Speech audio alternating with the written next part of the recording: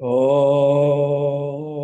अज्ञानतिमिरान्धस्य ज्ञानाञ्जनशलाकया चक्षुरुन्मीलितं येन तस्मै श्रीगुरवे नमः। श्रीचैतन्यमनोभीष्टं स्थापितं येन भूतले स्वयं रूपः कदा मह्यं ददाति स्वपदान्तिकम्। नमावो विष्णुपदाय कृष्णप्रेष्ठाय भूतले श्रीमाते भक्तिवेदान्तस्वामिनितनामने नमस्ते सरस्वती देवे गौरवाणी प्रचारिणे निर्विशेषा शून्यवादी पाश्चात्यते सतारिणे। जय श्री कृष्ण चैतन्य प्रभु नित्यानंद श्री अद्वैत गदाधर श्रीवासादि गौर भक्त वृंद। हरे कृष्णा कृष्ण कृष्ण हरे हरे, हरे राम राम राम हरे हरे। ओम नमो भगवते वासुदेवाय। ॐ नमो भगवते वासुदेवाय। ओम नमो भगवते वासुदेव। ॐ नमो भगवते वासुदेवाय। ओम नमो भगवते वासुदेव। ॐ नमो भगवते वासुदेवाय। హరే కృష్ణ. భక్తులందరికీ శ్రీకృష్ణ శుభమస్తు. ఈ రోజున మనము భాగవత కథలలోని విశ్వరూపుడు కథ గురించి ఈరోజు మనం చర్చించుకుందాం.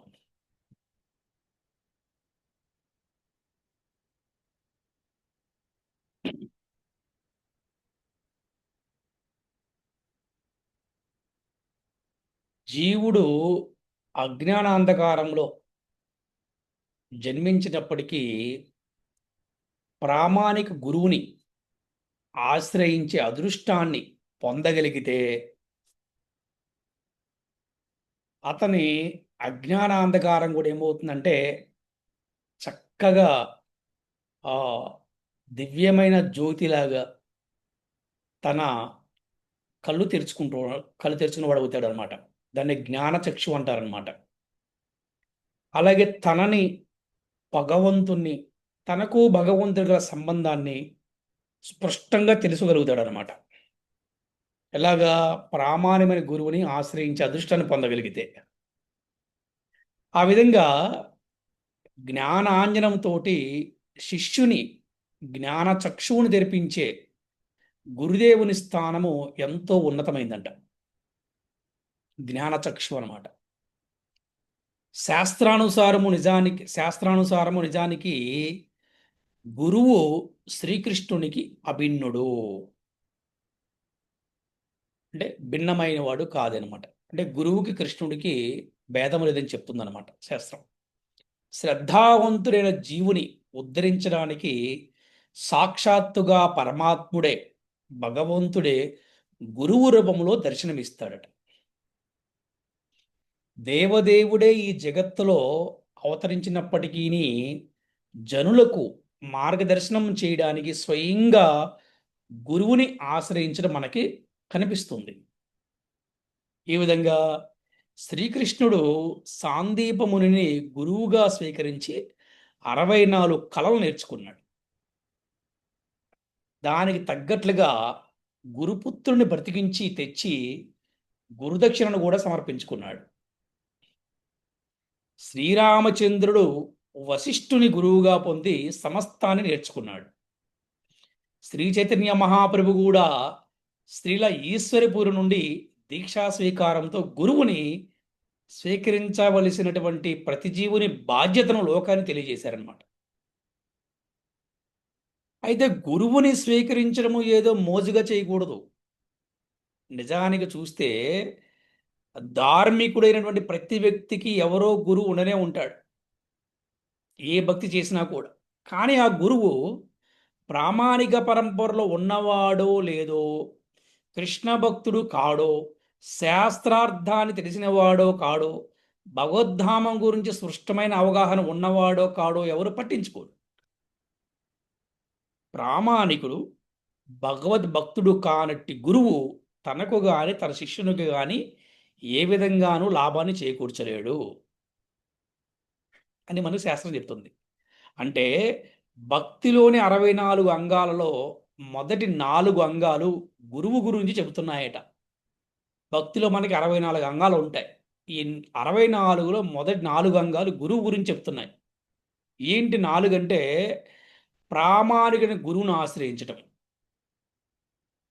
అలాగే భక్తి యోగ విధానాన్ని ఆయన నుంచి నేర్చుకోవటం, అలాగే భక్తి శ్రద్ధలతో గురువు యొక్క ఆదేశాన్ని పాటించటం, అలాగే 4వది గురువు యొక్క నిర్దేశంలో ఆచార్యులు అడుగుజాడలను అనుసరించడము.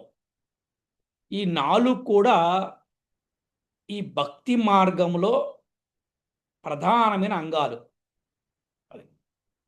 ఈ జగత్తులో ఏకైక ఆధ్యాత్మిక భౌతిక ఆశ్రయమైనటువంటి గురువుని నిర్లక్ష్యపరిచి ఇంద్రుడు సమస్తాన్ని కోల్పోవడము, తిరిగి గురుకరుణ ద్వారానే సమస్తాన్ని పొందడము విశ్వరూపుని కథ ద్వారా మనం చక్కగా తెలుసుకోవచ్చు. ఈ చరిత్ర శ్రీమద్ భాగవతంలోని 6వ స్కందములో వస్తుంది.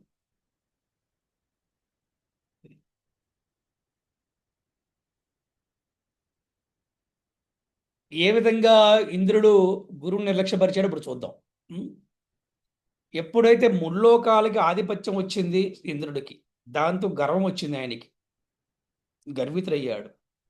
సభలో ఒకసారి విలాసంగా ఉన్నాడు ఆయన, ఇంద్ర సభలో ఆసీనుడై ఉన్నాడు.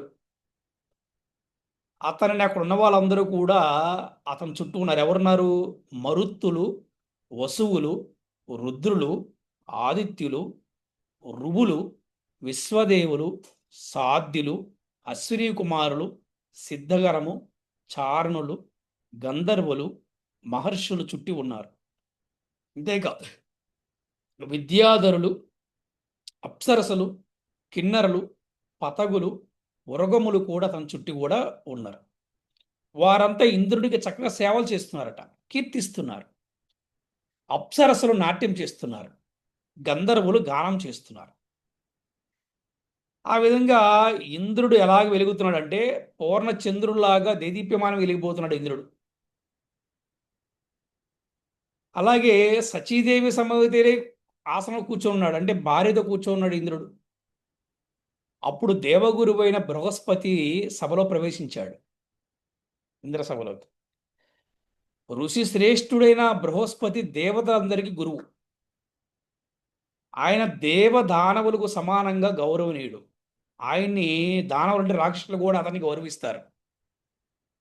గురువుని చూసినప్పుడు కూడా ఇంద్రుడు తన సింహాసనం నుండి లేచి నిలబడలేదు. ఆయనను ఆహ్వానించడం కానీ ఆసనాన్ని అర్పించడం కానీ చేయలేదు. ఆ విధంగా అతడు వేద మర్యాదను అతిక్రమించాడు. ఇంద్రుడు ఐశ్వర్యమత్తులో ఉన్నాడని బృహస్పతి గమనించాడు. అతని మత్తును వదిలించడానికి తీవ్రంగా శపించగలిగేవాడు అయినప్పటికీ కూడా ఓర్పును వహించి మౌనంగా సభ నుండి వెనక్కి తిరిగి వెళ్ళిపోయాడు. గురువు ఎప్పటికీ కూడా శాపాన్ని ఇవ్వడు. గురువు ఎప్పుడు కూడా మౌనంగా, వారు సహనంగా, ఓర్పుతో ఉంటారు. ఆ విధంగా బృహస్పతి వెనుదిరిగిపోగానే ఇంద్రుడికి బుద్ధి వచ్చింది. భగవత్ సమానుడైన గురువుని నిర్లక్ష్యపరిచినందుకు అతడు చింతించాడు. కానీ చేతులు కాలేక ఆకులు పట్టుకొని ఏమి లాభం? అప్పటికే అంతా అయిపోయింది. గురువు హృదయంలో శిష్యుడు కొద్దిగా చోటును సంపాదించగలిగితే గనక అది కూడా క్షణమాత్రమైన చాలంట శిష్యుని జీవితం ధన్యమైపోతుందట. అతడు తప్పకుండా ఆధ్యాత్మిక ప్రగతిని సాధిస్తాడు. ప్రామాణికుడైన గురువుకు శిష్యుడు కుడిభుజంలాగా పనిచేయాలని శాస్త్రం చెప్తుంది. అటువంటప్పుడు గురుదేవుని హృదయంలో శిష్యుని కారణంగా విచారం వ్యక్తమైతే, బాధ వ్యక్తమైతే, ఆ శిష్యునికి పట్టే అధోగతిని గురించి చర్చించాల్సిన అవసరమే లేదు. తాను చేసిన తప్పుకు ఇంద్రుడు అందరి ముందే తనను నిందించుకున్నాడు. అయ్యో, బుద్ధిహీనత చేత, ఐశ్వర్య మత్తు చేత నేనెంత శోచనీయమైన కార్యాన్ని చేశాను, అంటే నీచమైన కార్యాన్ని చేశాను. సభలో ప్రవేశించిన గురువుకి కనీస మర్యాదనైనా చూపలేదు. ఆ విధంగా నేను ఆయనను అవమానించాను. నిజానికి నేను సత్వగుణ ప్రధాన దేవతలకే ప్రభువుని. అయినా కూడా మిథ్య అహంకారం చేత కలుషితుడినయ్యాను. నేను దేవతలకే ప్రభువు, కానీ గురువు అందరికీ కూడా గురువు అనమాట. ఆయన అందరికి కూడా పెద్దవాడు ఆయన. మిథ్య అహంకారం చేత నేను కలుషితునైపోయాను. నా సంపదలకు ధిక్కారముగాక. అజ్ఞానములో పడిన వారు, జనులను వినాశపథంలో నడిపించేవారునైనా నాయకులు రాతితో తయారైన నౌకనెక్కినట్టు వారు అవుతారు అని భావించాడు. వెంటనే నేను గురుదేవుని దగ్గరికి వెళ్ళి పాదాలకు నమస్కరిస్తాను, ఆయనని ప్రసన్నం చేయడానికి ప్రయత్నిస్తాను అని పలికిన వాడే ఇంద్రుడు పరుగులతో బృహస్పతి మందిరానికి చేరుకున్నాడు. ఇంద్రుడు సభాసదుల మధ్య పశ్చాత్తప్తుడు కావడం బృహస్పతికి అర్థమైంది. శిష్యుని కనను అధిక సంపన్నుడైన బృహస్పతి తనను ఇంద్రుడు చేరే లోపలే అచ్చటి నుంచి అదృశ్యమైపోయాడు. ఇంద్రుడు కలుద్దాం ఉన్న టైం కల్లా అక్కడ బృహస్పతి గురువు అక్కడి నుంచి అదృశ్యమైపోయాడు. ఇంద్రుడు వచ్చి గురుమందిరులు అంతా వెతికాడు, గురువు జాడ కనిపించలేదు. ఇక తనకు అశుభమే కలుగుతుందని అతనికి అర్థమైంది. చుట్టూ దేవతలే ఉన్నప్పటికీ కూడా అతని మనసంతా కూడా చాలా బాధతో, చింతతో గందరగోళం అయిపోయింది. గురువు ప్రసన్నుడైతే సాక్షాత్తు భగవంతుడే ప్రసన్నుడైనట్లు భావం అంట. ఇక గురువు ప్రసన్నుడు కాకపోతే శిష్యుని గతి అధోగతి అవుతుందంట. తనకు కలగబోయే దుర్గతి ఏమిటా అని ఇంద్రుడు ఎంతో బాధపడుతున్నాడో చింతిస్తున్నాడు. ఇంద్రుని దయనీయ స్థితిని తెలుసుకున్నారు దానవులు, రాక్షసులు. వాళ్ళు ఎప్పుడు రెడీగా ఉంటారన్నమాట. ఎప్పుడు అవకాశం దొరికితే అప్పుడు వాళ్ళు యుద్ధం చేస్తూ ఉంటారు దేవతల మీద. ఇంద్రుడి యొక్క దయనీయ స్థితి గురించి తెలుసుకున్నారు దానవులు. శత్రువు ఎప్పుడు కూడా వారిలో మైనస్లు చూస్తూ ఉంటారు, ఎప్పుడు అవకాశం దొరికి చూస్తారనమాట. అందుకే శత్రువుకి ఎప్పుడు దొరకకూడదనమాట. శత్రువు ఎప్పుడు అవకాశం కోసం చూస్తూ ఉంటాడు. మంచి అవకాశం దొరికింది ఇప్పుడు. ఎందుకంటే ఇంద్రుడు గురువును అవమానించిన విషయం తెలుసుకున్నారు. ఎమ్మటి రాక్షసులు తమ గురువైన శుక్రాచార్యుని ఆదేశం మేరకు వెంటనే దేవతలపైన దండెత్తారు, యుద్ధం చేయటం మొదలుపెట్టారు. యథావిధిగా దేవతలు దానవులతో పోరాడినప్పుడు కూడా గురువు ఆశీర్వాదం లోపించిన కారణంగా తీవ్రమైన నష్టాన్ని చూసారా? గురువు యొక్క శక్తి చూసారా? అందుకంటారు గురుబలం. ఏ వ్యక్తి జాతకం అయినా సరే గురుబలం గట్టిగా ఉండాలట. ఆఖరికి దేవతలకు కూడా గురుబలం కావాలని చెప్తున్నారు. ఇక్కడ గుర్తుపెట్టుకోండి, దేవతలకు కూడా గురుబలం కావాలి.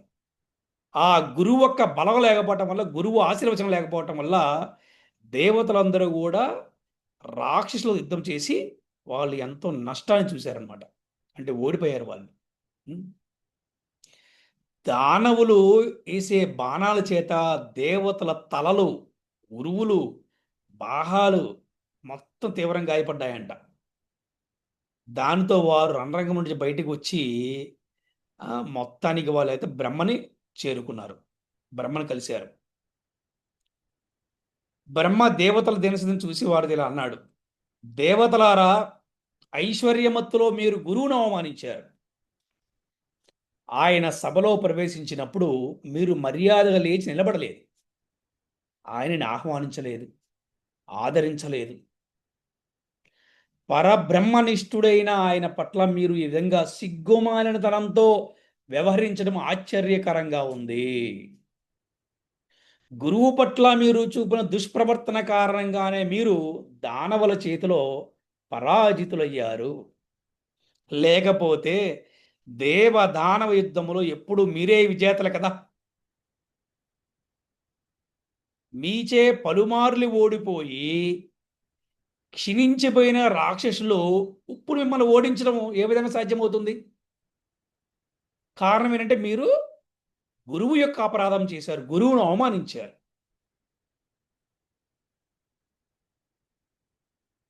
ఇంద్ర, దానవులు తమ గురువైన శుక్రాచార్యుడికి సముచిత స్థానాన్ని ఇచ్చారు, చక్కగా ఆదరిస్తున్నారు. అందుకే ఇప్పుడు వాళ్ళు బలవంతులయ్యారు. చూస్తారా, రాక్షసులు కూడా వాళ్ళ గురువుకి మంచి స్థానం ఇచ్చారు, గురువు ఆదేశాన్ని పాటించారు, వాళ్ళ ఆశీర్వచనం వల్ల రాక్షసులు ఇప్పుడు బలవంతులయ్యారంట. ఎవరు? అది చూడండి. ఆ, బ్రాహ్మణులను, గోవులను, గోవిందుని భక్తితో అర్చించేవారు తమ తమ స్థానాలలో సుస్థిరులై ఉంటారు. ఇదే ఎల్లరికూ విజయ రహస్యమని తెలుసుకో ఇంద్ర. మీరిప్పుడు ఒక పని చేయండి. ఏంటంటే విశ్వరూపుడి దగ్గరికి వెళ్ళండి, అతన్ని గురువుగా స్వీకరించండి అని చెప్పాడు అనమాట. అతడు ఎవరు? విశ్వరూపుడు అంటే ఎంతో తపోమైనటువంటి, అంటే ఎంతో తపస్సు చేసే గొప్ప బ్రాహ్మణుడు. కానీ అతనికి దానవ పక్షపాతం ఉంది. అంటే రాక్షసుల పక్షపాతం ఉంది అతనికి. రాక్షసులు అంటే కొద్దిగా అతనికి ఇష్టం. అయినా కూడా మీరు గనక దాన్ని సహించగలిగితే మీ పట్ల అతడు ప్రసన్నుడై మీ అభిష్టాలను నెరవేరుస్తాడని చెప్పాడు అనమాట. మరి ఎవరు విశ్వరూపుడు? ఇప్పుడు తెలుసుకుందాం మనం. విశ్వరూపుడు ఎవరంటే దేవమాత అదితికి కశ్యపునికి పుట్టిన సంతానంలో త్వష్ట ప్రజాపతి ఒకడు. దైత్యుల కుమార్తె అయిన, అంటే ఈ దైత్యుల కుమార్తె అంటే రచన త్వష్ట ప్రజాపతికి భార్య అయింది. వారికి పుట్టినటువంటి ఇద్దరు కుమారుల్లో ఒక ఆయన సన్నివేశుడు, ఇంకో ఆయన విశ్వరూపుడు. అంటే ఇక్కడ తల్లి తరపున వారు రాక్షసులు వాళ్ళు కాబట్టి విశ్వరూపుడికి తల్లి తరపున వారి పట్ల కొద్దిగా తనకి ప్రేమ ఉందన్నమాట. అంటే ఎవరు? దానవులు అనమాట వాళ్ళు. అది ఆ విధంగా విశ్వరూపుడు ఎవరు పుట్టాడంటే దానవుల కుమార్తె పుట్టాడు విశ్వరూపుడు జన్మించిన వాడు. అయినా కూడా ఆ విశ్వరూపుణ్ణి ఆశ్రయించమని బ్రహ్మదేవుడు దేవతలకు ఆదేశం ఇచ్చాడు. తల్లి పక్షము వారైన రాక్షసుల పట్ల విశ్వరూపునికి పక్షపాతం ఉంటుంది గ్యారెంటీగా, నిశ్చయంగా. అయినా కూడా దేవతలు దాన్ని కనుక సహించగలిగితే అద్భుతమైన ఫలితాలు వస్తాయని బ్రహ్మదేవుడు చెప్పగానే దేవతలు దానికి అంగీకరించారు. బ్రహ్మ ఆదేశం మేరకు దేవతలు అందరూ కూడా నిర్మలమైన మనసుతో విశ్వరూపం చెంతకెళ్ళి వినమ్రంగా ప్రార్థించారంట. దేవతలందరూ కూడా చూడండి ఏమని చెప్పారంటే, విశ్వరూప, నీకు శుభమగుగాక. మేమందరము నీ ఆశ్రమానికి అతిథులుగా వచ్చాము. మేము నీకు పితృ సమానులము కాబట్టి మా కోరికను తీర్చవలసిందిగా కోరుతున్నాము. తల్లిదండ్రులను సేవించిన పుత్రుని ధర్మము. ఇప్పుడు మేము శత్రువులచే ఓడిపోయి దుఃఖిస్తున్నాము. నీ తపోశక్తి ద్వారా మా దుఃఖాన్ని తొలగించు, కరుణతో మా కోరికను తీర్చు. నీవు పరబ్రహ్మానుభవాన్ని పూర్తిగా పొంది ఉన్నావు కనుక నిన్ను మేము గురువుగా స్వీకరిస్తున్నాము. నీ అనుగ్రహంతో మేము మా శత్రువులను ఓడించగలమని పూర్తిగా విశ్వసిస్తున్నాము. నీవు మాకంటే చిన్నవాడివని ఆలోచించకు. వేద మంత్ర నిపుణుడైన వాడు వయస్సులో చిన్నవాడైనప్పటికీ కూడా వందనము చేయవచ్చును. కాబట్టి నిస్సంకోచంగా మాకు పురోహితుడు కావాల్సింది అని దేవతలందరూ కూడా మరి విశ్వరూపుని దగ్గర ప్రార్థించారు. గురువుగా స్వీకరిస్తున్నామని చెప్పారు. ఆ విధంగా దేవతలు ప్రార్థించినప్పుడు విశ్వరూపుడు సంతోషించాడు. వినమ్ర చిత్తంతో అతడు వారితో, దేవతలారా, విశ్వపాలకులైన మీ అభ్యర్థిని ఎవరు నిరాకరిస్తారు చెప్పండి? నిజానికి పౌరోహిత్యము బ్రహ్మ వర్చస్సును తగ్గిస్తుంది. అయినా నేను తప్పకుండా మీకు పౌరోహిత్యం చేయవలసి ఉంటుంది. మీరందరూ నాకు గురుతుల్యులు. కాబట్టి ధన ప్రాణములను ఇచ్చి నేను మీ కోరికను తీరుస్తాను అని పలికి దేవతలకు హితమైన పౌరోహిత్య కార్యాన్ని ప్రారంభించాడంటే విశ్వరూపుడు.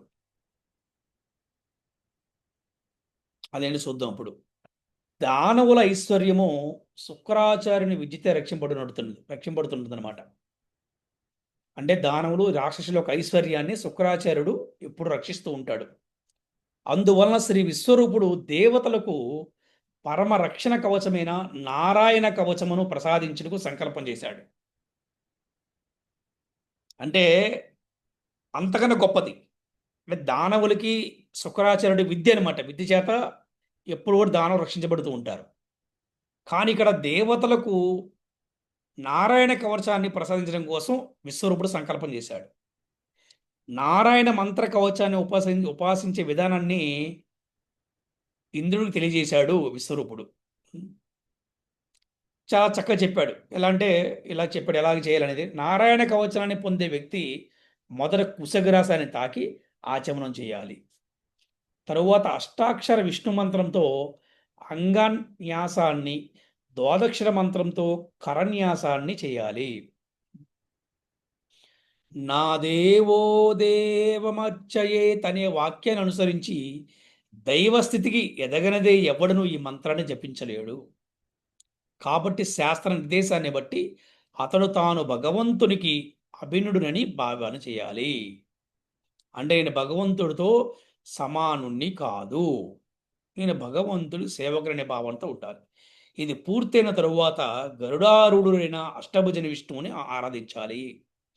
అలాగే మత్స్యావతారుణ్ణి, వామనుణ్ణి, నరసింహదేవుణ్ణి, వరాహదేవుణ్ణి, పరశురాముణ్ణి, శ్రీరామచంద్రుణ్ణి, నరనారాయణును, దత్తాత్రేయుణ్ణి, కపిలుణ్ణి, సనత్కుమారుని, హయగ్రీవుణ్ణి, నారదుణ్ణి, ధన్వంతరిని, వృషభదేవుని, యజ్ఞుణ్ణి, బలరాముణ్ణి, వ్యాసదేవుణ్ణి, బుద్ధుని, కేశవుని కూడా స్మరించాలి. బృందావనాధీశుడైన గోవిందుణ్ణి, వైకుంఠాధీశుడైన నారాయణ తలచాలి. మధుసూదనుణ్ణి, త్రిధాముని, మాధవుణ్ణి, ఋషికేశుణ్ణి, పద్మనాభుణ్ణి, జనార్దనుని, దామోదరుణ్ణి, విశ్వేశ్వరుని, స్వయం భగవానుడు శ్రీకృష్ణుని స్మరించాలి. ఈ ప్రకారంగా భగవానుని స్వాంశలను, శక్త్యావేశ అవతారాలను సూచించిన తర్వాత ఆ దేవదేవుని ఆయుధాలైన సుదర్శనం, గద, శంఖము, ఖడ్గము, విల్లు మున్నగ వాటిని ప్రార్థించాలి. ఈ విధంగా నారాయణ కవచ మంత్ర ఉపాసనను ఇంద్రుడిని తెలియజేశాడు విశ్వరూపుడు. ఇలా అన్నాడు, ఇంద్ర, అద్భుతమైన నారాయణ కవచాన్ని ఇప్పుడు నీకు ఉపదేశించాను.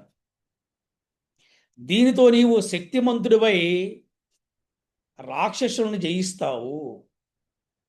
ఈ మంత్ర కవచాన్ని ధరించిన వ్యక్తి ఎవరిని చూస్తాడో లేదా ఎవరిని తన పాదంతో స్పృశిస్తాడో అతడు కూడా అన్ని ఆపద నుండి బయటపడతాడు.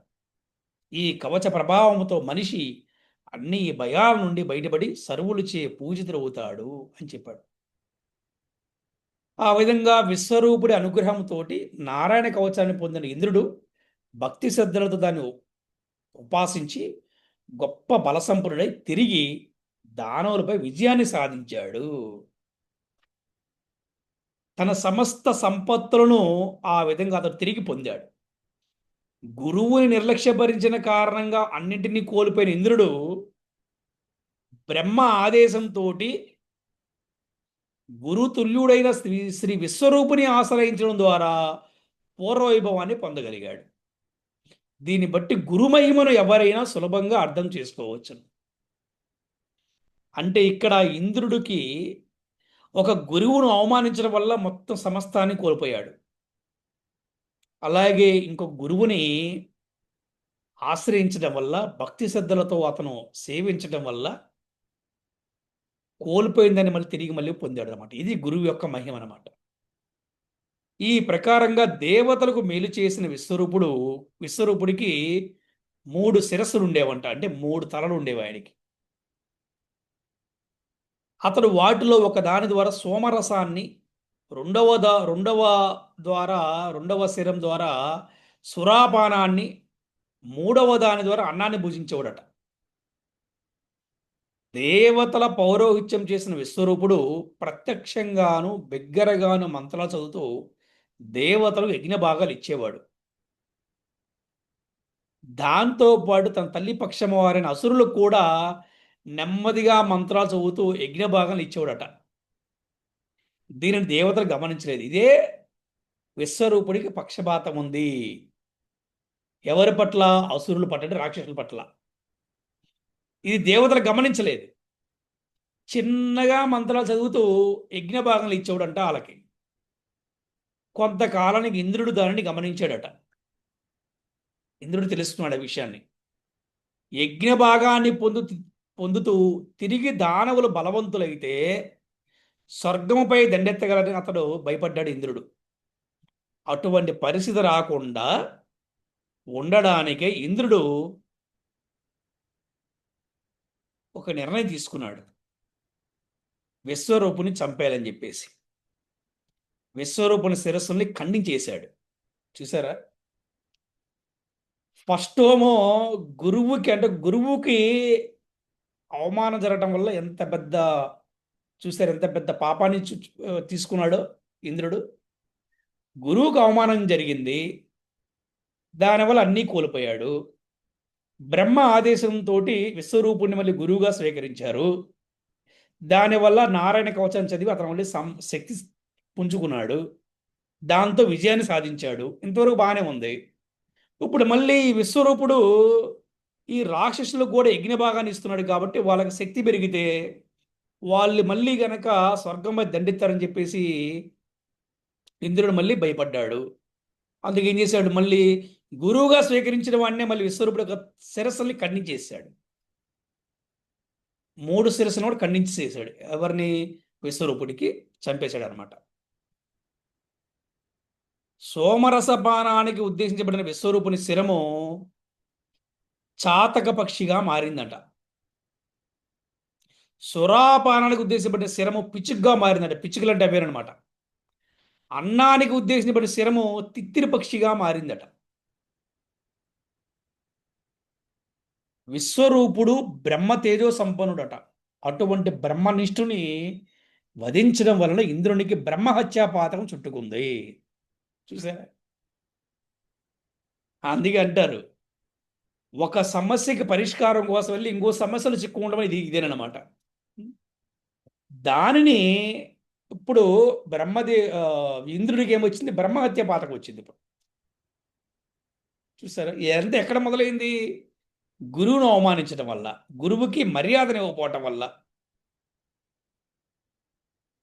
ఇప్పుడు బ్రహ్మహత్య పాతకం వచ్చింది ఇంద్రుడికి.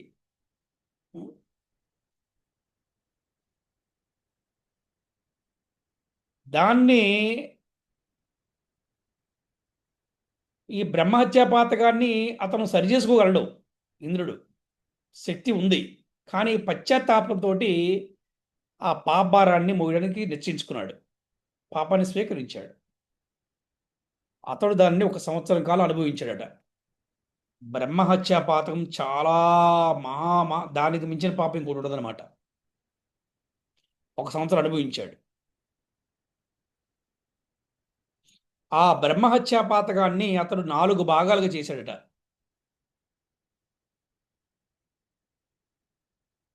4 భాగాలు చేశాడు బ్రహ్మహత్యా పాతాన్ని. 4 భాగాలు చేసి నలుగురికి ఇచ్చారు. ఆ నలుగురు ఎవరో తెలుసుకుందాం.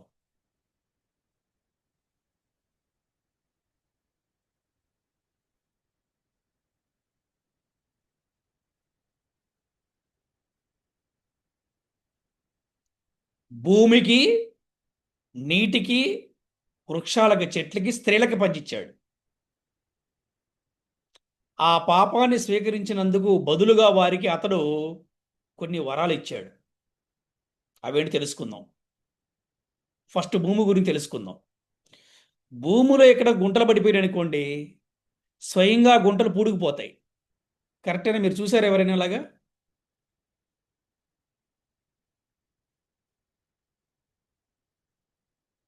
చూడలేదు అవును గురు. మీరు? చూసాను గురు. కరెక్టే కదా, అవి స్వయంగా పూడుకుపోతాయి అన్నమాట. ఉమ్. ఈ వరం ఇచ్చాడు. ఆ విధంగా భూమి ఇంద్రుడి నుండి ఒక వంతు పాపాన్ని స్వీకరించింది. ఏది? ఆ వరం ఇచ్చాడు కాబట్టి. ఏం వరం ఇచ్చాడు? గుంటలు స్వయంగా పూడుకుపోతాయి అన్నమాట. ఒక వరం పొందారు కాబట్టి ఒక వంతు పాపాన్ని స్వీకరించింది భూదేవి. ఆ పాప ఫలంగానే భూమిపైన ఎడారులు ఏర్పడ్డాయంట. ఎడారులు. ఎడారి ప్రాంతం ఎటువంటిదంటే రోగగ్రస్త స్థితికి ప్రతీక అనమాట. ఆ ఎడారిలో ఎటువంటి శుభకార్యాలు చేయకూడదట.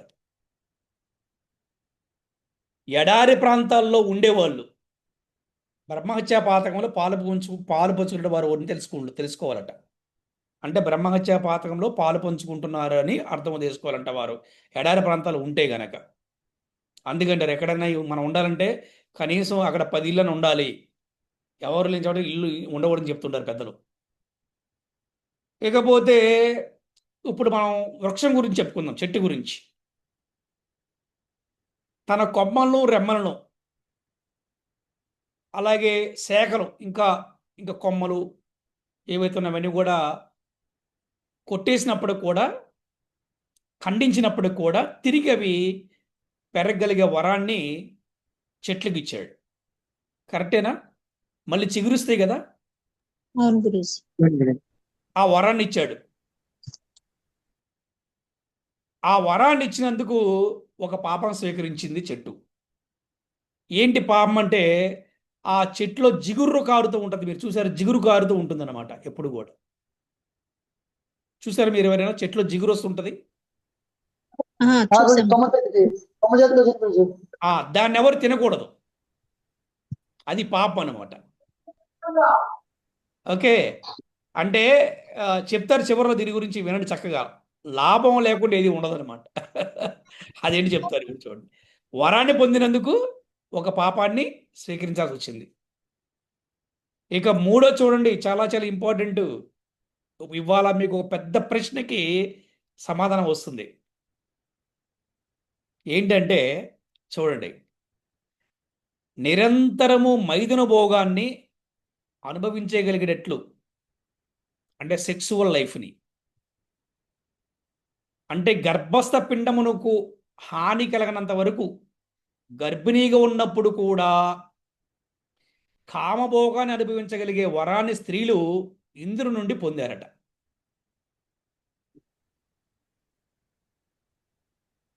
అది అంటే నిరంతరము కూడా మైదున భోగములు ఉండేటట్లు స్త్రీలు వరాన్ని ఇంద్రుడి నుంచి పొందారు. ఎంతవరకు అంటే ఆఖరికి గర్భిణీతో ఉన్నప్పుడు కూడా చూడండి అటువంటి వరాన్ని పొందారట. అందుకని వీరు ఒక కొంత పాపాన్ని స్వీకరించారు. మీకు ప్రశ్న, భూమి ఏమి స్వీకరించింది పాపం చెప్పండి? భూమి పాపం స్వీకరించడం వల్ల ఏమొచ్చింది అక్కడ? ఎడారులు వచ్చాయి. చెట్టుకి చిగుర్లు వస్తాయి కదా. ఇప్పుడు స్త్రీకి ఏమొచ్చింది చెప్పండి పాపం?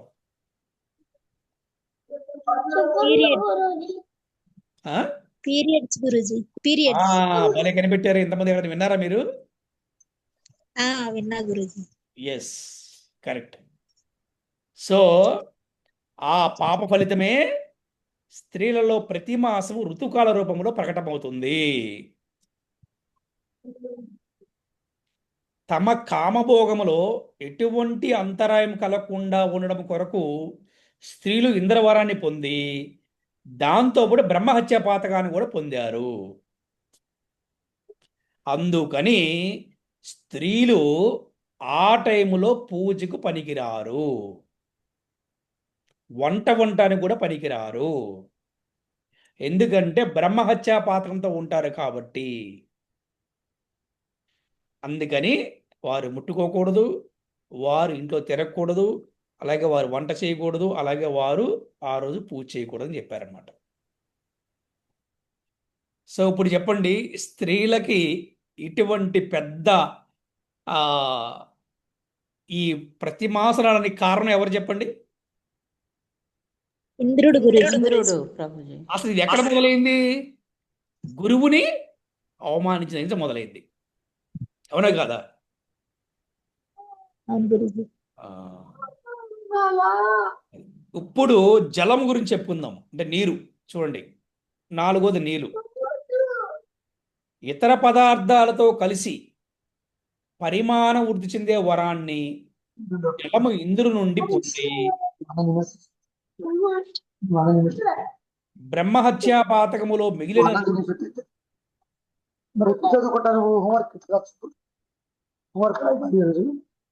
హరే కృష్ణ ప్రభుజీ మ్యూట్ చేసుకోండి ప్రభుజీ. ఇంట్లో పెట్టాలి.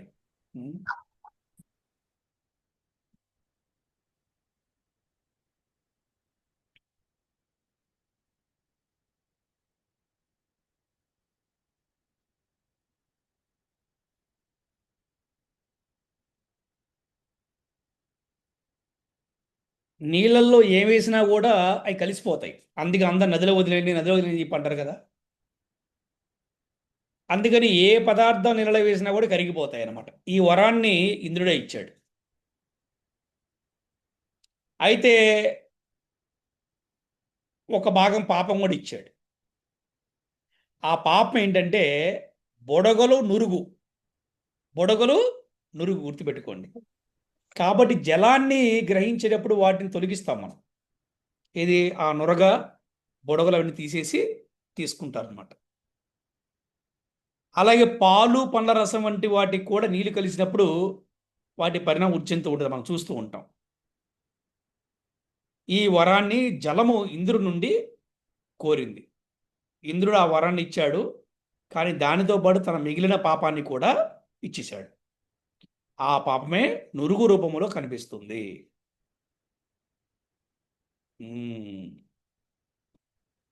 ఇప్పుడు చెప్పుకుందాం. అంటారు కదా, డబ్బులు ఊరికనే రావండి అంటారు కదా. అలాగే ఈ జగత్తులో ఏది కూడా ఊరికనే రాదట. అంటే ప్రతి కార్యానికి, ప్రతి కోరికకు వాంఛిత ఫలితాలతో పాటు చెడు ప్రభావాలు కూడా ఉంటాయి. కేవలము శుభ ఫలితాలే కాదు, చెడు ప్రభావాలు కూడా ఉండకూడదంటే ఇక్కడ కుదరదు. ప్రతి యాక్షన్కి రియాక్షన్ ఉంటుంది, గుర్తుపెట్టుకోవాలి. అందుకే ఈ జగత్తులో వ్యవహారము చెడ్డ బేరం వంటిదండి. చెడ్డ బేరం. చెడ్డ బేరం అంటే ఏంటి? మంచి బేరం అంటే ఏంటి? అయ్యా నీకు డబ్బులు ఇస్తా, నువ్వు నాకు పాలు ఇవ్వు. ఇది మంచి బేరమేనే కాదా? కదా. అంతేగాని అయ్యా అంటే నువ్వు నాకు గంజా ఇవ్వు, నేను నీకు డబ్బులు ఇస్తా, ఈ చెడ్డ బేరమా కాదా? చెడ్డ బేరం. అందుకని ఈ భౌతిక జగత్ ఎలాంటిదంటే చెడ్డ బేరం వంటిదంట. కానీ చెడ్డ బేరమైనట్టు ఈ భౌతిక లోక జీవనంలో భక్తి యోగం అనేది ఉత్తమైన లాభం వంటిదట. ఈ రహస్యం గనక మనకు అర్థమైతే ఇక చింతే ఉండదు. భక్త ప్రహ్లాదుడు అన్నట్లుగా ఈ భౌతిక జగత్తులో జనులు అంటే మానవులు తమ కష్టాలకు చేసే ప్రతిక్రియలు అసలైన కష్టాల కంటే మరింత కష్టంగా తయారవుతాయట. ఫర్ ఎగ్జాంపుల్ చూడండి, ఒకరు చెట్టుకు పూజ చేస్తారు. చెట్టుకు పూజ చేయడం తప్పు కాదు, కానీ ఏ భావంతో పూజ చేస్తున్నారు తెలవదు. ఒక రాయికి పూజ చేస్తారు. రాయికి పూజ చేయడం తప్పు కాదు, కానీ ఏ భావంతో చేస్తున్నారు? అసలు పూజ అంటే ఏంటి? పూజ ఎందుకు చేయాలి? ఏమి తెలవకుండా ఎవరో చేశారు, నేను కూడా చేస్తున్నా. లేకపోతే నేను ఈ చేయటం వల్ల నాకు ఈ లాభం వస్తుంది, ఈ చేయటం వల్ల నాకు కష్టం పోతుంది, చేయటం వల్ల ఈ పాపం పోతుంది. ఇలా చేయటం వల్ల మరింత కష్టాలు పెరుగుతాయట.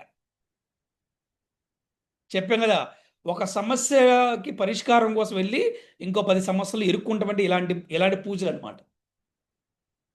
కాబట్టి చెడ్డ బేరమైనట్టి భౌతిక జీవనంలో ఉత్తమ లాభమైన భక్తిని చేపట్టి నెమ్మదిగా భగవంతుని మార్గములో ప్రయాణించడమే వివేకవంతుడైన మానవుని కార్యము. ఈ అనుభవైక వేద్యము జ్ఞానము కేవలము గురు కరుణ ద్వారానే సంప్రాప్తమవుతుంది. గురువు కరుణ ద్వారానే లభిస్తుందంటే ఇటువంటి జ్ఞానం అన్నమాట. ఆధ్యాత్మిక జయములో కానీ భౌతిక జయములో కానీ జయకారకుడు శ్రీ గురుదేవుడే అని తెలుసుకోవాలి. అటువంటి గురువు సాక్షాత్తుగా పరమాత్మ స్వరూపమే. నిష్కామంగా అంటే ఎటువంటి కోరికలు లేకుండా, ఎటువంటి లాభాన్ని ఆశించకుండా ప్రామాణిక గురువుని సేవించే భాగ్యాన్ని పొందిన శిష్యుడు నిశ్చయంగా ధన్యుడే. అతడు తప్పకుండా శ్రీకృష్ణ కరుణకు పాత్రుడై జన్మను ధన్యం చేసుకుంటాడు. హరే కృష్ణ కృష్ణ కృష్ణ హరే హరే, హరే రామ రామ రామ హరే హరే. గ్రంథరా శ్రీమద్భాగవతం కీ జై. శ్రీల గురుదేవ్ కీ జై. శ్రీకృష్ణ భగవాన్ కీ జై. శ్రీల ప్రభుపాద కీ జై. అనంత కోటి వైష్ణవ భక్త బృంద కీ జై. కార్తీక దామోదర మాస మహామహోత్సవ కీ జై. హరి హరి బోల్. హరే కృష్ణ.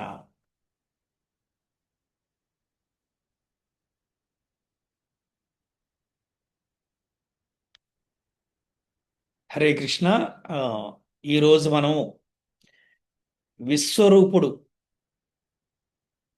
గురించి మనం చెప్పుకున్నాం భాగవత కథల్లో. ఈ విశ్వరూపుడు కథలో చాలా విషయాలు చెప్పుకున్నాం. ముఖ్యంగా గురువు యొక్క ప్రాముఖ్యత ఏమిటి, అసలు గురువు ఎవరు అంటే సాక్షాత్తు భగవంతుడి యొక్క స్వరూపము గురువు అని చెప్పి మనం తెలుసుకున్నాం. అటువంటి గురువుని ఇంద్రుడు మర్యాద చూపకుండా, గౌరవం చూపకుండా అవమానించటం వల్ల, అంటే మర్యాద గౌరవం చూపించబడమే అవమానం అనమాట. ప్రత్యేకంగా అవమానించాల్సిన అవసరం లేదు. ఎటువంటి దుర్గతిని పాలయ్యాడు ఇంద్రుడు. అలాగే పోగొట్టుకున్న దాన్ని గురువుని అవమానించడం ద్వారా పోగొట్టుకున్న దాన్ని మళ్ళీ గురువు కరుణ ద్వారానే మళ్ళీ ఏ విధంగా తెచ్చుకున్నాడు. మళ్ళీ అటువంటి గురువునే చంపటం వల్ల మళ్ళీ ఎటువంటి బ్రహ్మహత్య పాతకం తెచ్చుకున్నాడు. మళ్ళీ ఆ బ్రహ్మహత్య పాతకాన్ని నలుగురికి ఏ విధంగా ఇచ్చాడు, ఆ నలుగురు ఎవరు అనే విషయాలు మనం చక్కగా తెలుసుకున్నాము. వీటిలో మీకు ఎవరైనా సందేహాలు ఉంటే అడగవచ్చు. అలాగే ఈ కథలో మోరల్ ఏంటో కూడా మీరు తెలియజేయవచ్చు. హరే కృష్ణ. చాలా విషయాలు తెలుసుకున్నాను గురూజీ. ఒక మనిషి జీవితం అంధకారం నుంచి బయటపడాలి అంటే కంపల్సరీ గురువు ఉండాలి. గురువు లేకపోతే ఆ జీవితం వృధా అయిపోతుందని అర్థమైంది గురూజీ. గురువు ఉన్న ఏ జీవుడైనా గాని తన జన్మ ధన్యం చేసుకోగలుగుతారని అర్థమైంది గురూజీ. మనం పుట్టుకతో అంత జ్ఞానం లేకుండా ఉంటాము. ఆ అజ్ఞానంతో ఉన్న మనిషి జ్ఞానవంతులు కావాలి అంటే గురువు కృప వలన మాత్రమే అవుతుంది అని నాకు అర్థమైంది గురూజీ. గురువుకి కృష్ణుడికి భేదం లేదు. గురువు కృష్ణుడు ఒకటే, దైవ స్వరూపమే గురువు అని నాకు అవగతమైంది గురూజీ. అదే విధంగా ఇంద్రుడు గురువు ద్వారానే సమస్తాన్ని కోల్పోయి మళ్ళీ ఆ గురువు ద్వారానే సమస్తాన్ని పొందారు. కానీ ఆయనకి ఆయన పదవి దక్కించుకోవాలి, పదవి పోతుందేమో అని భయంతో ఆ గురువునే చంపడం ప్రయత్నించి చంపి బ్రహ్మహత్య పాతకానికి పాల్పడ్డ. బ్రహ్మహత్య పాతకం ఆయనకి వచ్చింది గురూజీ. అయితే ఎప్పుడైనా గాని గురువు మన అంధకారాన్ని తొలగిస్తారు కాబట్టి ఆయన మనకి దైవ స్వరూపంగానే ఎప్పుడు మనం భావించాలని నాకు అర్థమైంది గురూజీ. గురువు గారు మన ఎదురున్నారు అంటే ఆ దేవాది దేవుడే మన ఎదురుగా ఉన్నట్టు భావన ఉండాలి. గురువు ఆశీర్వాదం లేకపోతే దేవతలు కూడా దానవుల చేతిలో ఓడిపోయారు గురూజీ. దేవతలకి ఎప్పుడు అపజయం అంటూ ఉండదు. అలాంటిది గురువు ఆశీర్వాదం తీసుకోకుండా యుద్ధం చేయడం వల్ల దానవుల చేతిలో కూడా ఓడిపోయారంటే అసలు గురు కృప లేకపోతే ఏది సాధించలేము. దేవతలకే అవ్వలేదంటే మానవులకి ఎంత గురూజీ. ఇంకా గురు కృప కంపల్సరీ అని నాకు పూర్తిగా అర్థమైంది గురూజీ. గురు కృప లేకపోతే మనం ఏది సాధించలేము. ఈ భౌతిక జగత్తు చెడ్డబేరం వంటిది కాబట్టి ఈ భౌతిక జగత్తులో ఎవరైతే భక్తి మార్గంలో ఉంటారో వాళ్ళు గురువు సమక్షంలో ఉత్తమమైన మార్గంలో ఎవరైతే నడుచుకుంటారో వాళ్ళ జన్మ ధన్యమైనట్టు నాకు అర్థమైంది గురూజీ. హరే కృష్ణ గురూజీ. హరే కృష్ణ. చాలా బాగా చెప్పారు. అండ్ మీ అందరికి ఒక ఇంపార్టెంట్ ఇన్ఫర్మేషన్ ఇస్తాను.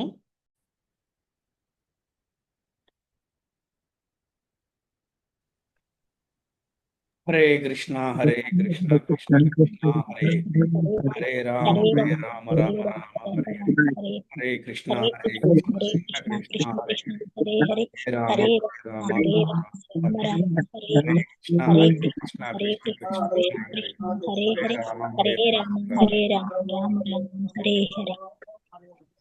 భక్తులందరికీ శ్రీకృష్ణ శుభరాత్రి. హరే కృష్ణ. హరే కృష్ణ గురూజీ. ధన్యవాద ప్రణామాలు గురూజీ. హరే ధన్యవాదాలు గురూజీ. హరే కృష్ణ గురుజీ ధన్యవాదాలు. హరే కృష్ణ గురుజీ ధన్యవాద ప్రణామాలు. హరే కృష్ణ.